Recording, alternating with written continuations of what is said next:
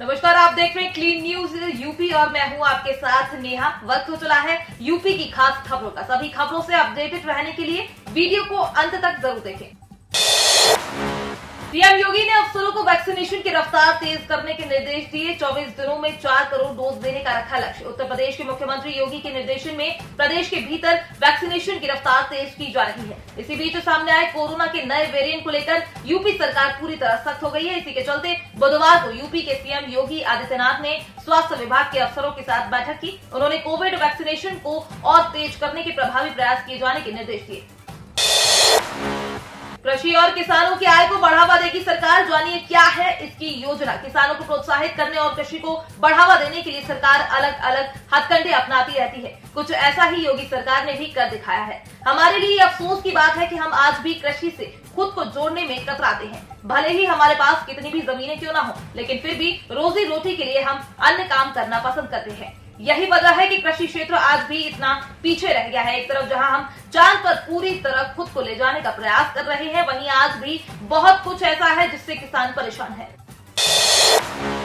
उत्तर प्रदेश राज्य भंडारण निगम के कर्मचारियों के लिए खुशखबरी मिलेगा 20% बोनस। उत्तर प्रदेश राज्य भंडारण निगम के अंशधारियों की 55वीं वार्षिक बैठक में कर्मियों को 20% बोनस प्रदान किए जाने समेत कई अहम निर्णय लिए गए। संचालक मंडल के समक्ष कुल 18 प्रस्ताव प्रस्तुत किए गए, जिनमें कर्मचारियों के हितों को ध्यान में रखकर विचार किया गया। इनमें निगम के कार्मिकों को वर्ष 2020-21 के लिए 20% की दर से 16,800 रूपये बोनस का भुगतान किए जाने का निर्णय किया गया।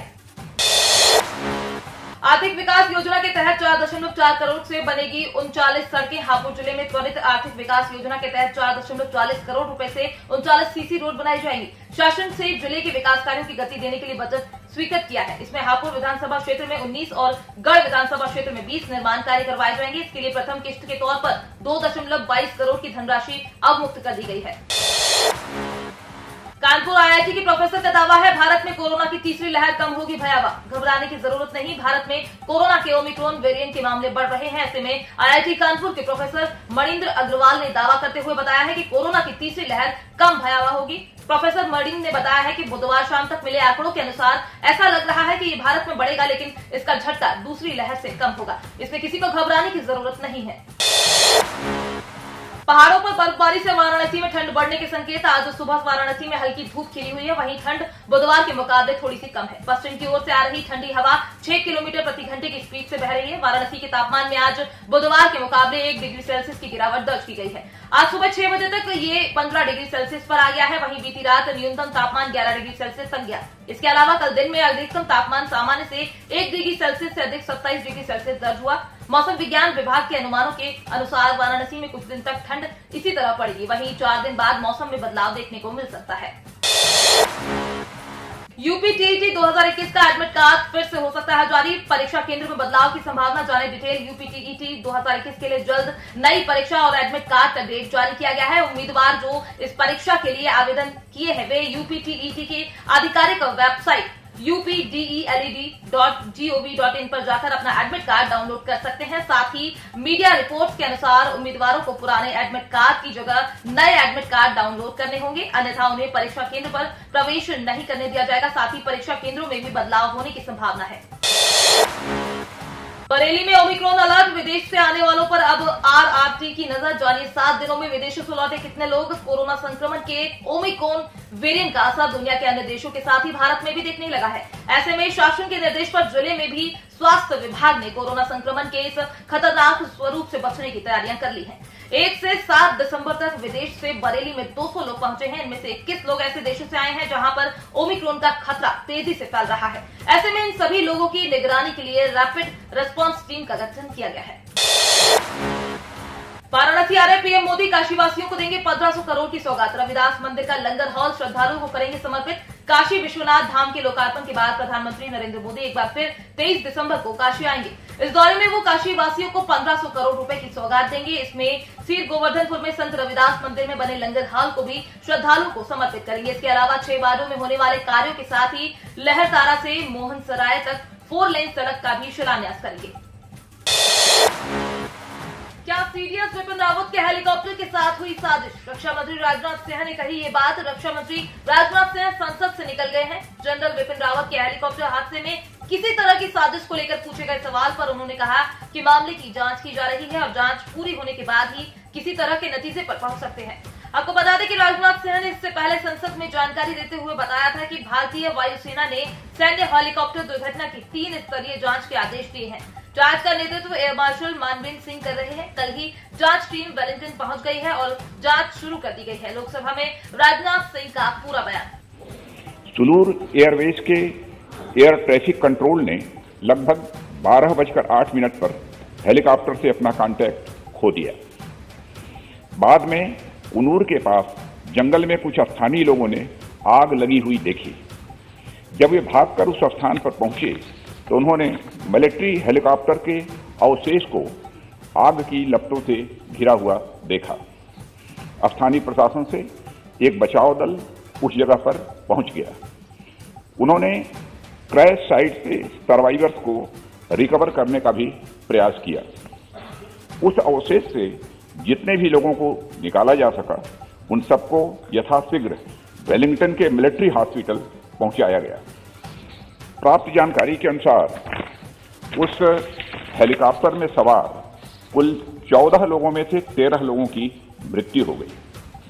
जिन लोगों की दुर्भाग्यपूर्ण मौतें हुई उनमें चीफ ऑफ डिफेंस स्टाफ और उनकी धर्मपत्नी श्रीमती मधुलिका रावत, उनके रक्षा सलाहकार brigadier Lakhwinder Singh Lidder, staff officer lieutenant colonel Harjinder Singh और एयर फोर्स हेलीकॉप्टर क्रू समेत आर्म्ड फोर्सेस के अन्य 9 लोग शामिल हैं।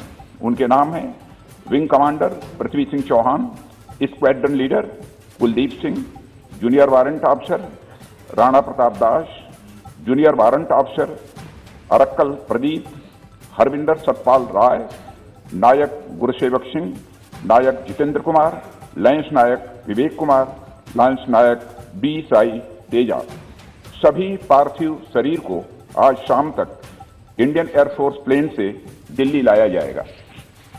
Group captain Varun Singh Wellington के मिलिट्री हॉस्पिटल में लाइफ सपोर्ट पर हैं और उन्हें बचाने के हर संभव प्रयास किए जा रहे हैं।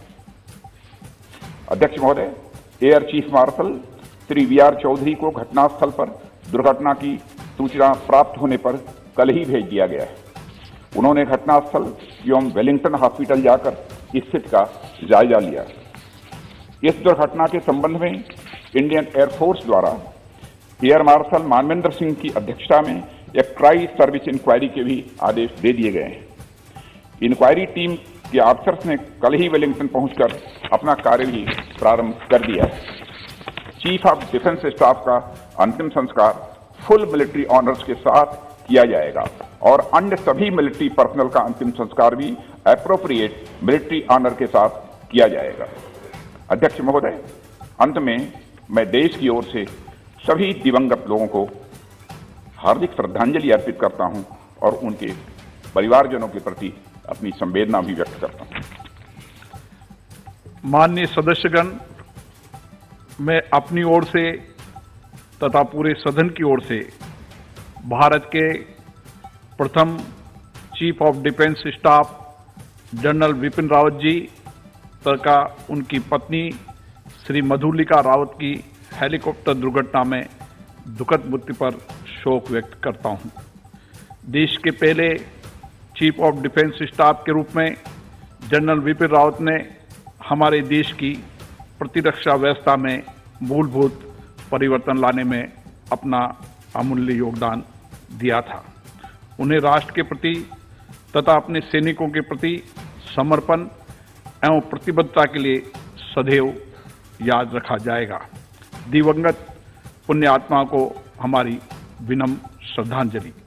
मैं सदन की ओर से इस दुर्घटना में वीर गति प्राप्त हमारी सशस्त्र सेना के वीर सैनिकों brigadier Lakhwinder Singh Lidder, staff officer lieutenant colonel Harjinder Singh, wing commander Prithvi Singh Chauhan, squadron leader Kuldeep Singh, junior warrant officer Rana Pratap Das, junior officer Arakkal Singh Pradeep, Havildar Satpal Rai, Naik Gurusewak Singh, Naik Jitendra Kumar, lance Naik Vivek Kumar, lance Naik B Sai Teja के प्रति भी श्रद्धांजलि अर्पित करता हूं।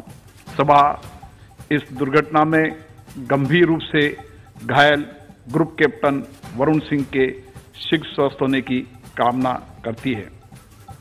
सभा की ओर से मैं सभी वीर सैनिकों की प्रति हार्दिक संवेदना व्यक्त करता हूं तथा ईश्वर से प्रार्थना करता हूं कि उन्हें इस असहनीय दुख को सहन करने की शक्ति प्रदान दे। अब सभा दिवंगत पुण्य आत्माओं के सम्मान में कुछ देर मौन रहेगी।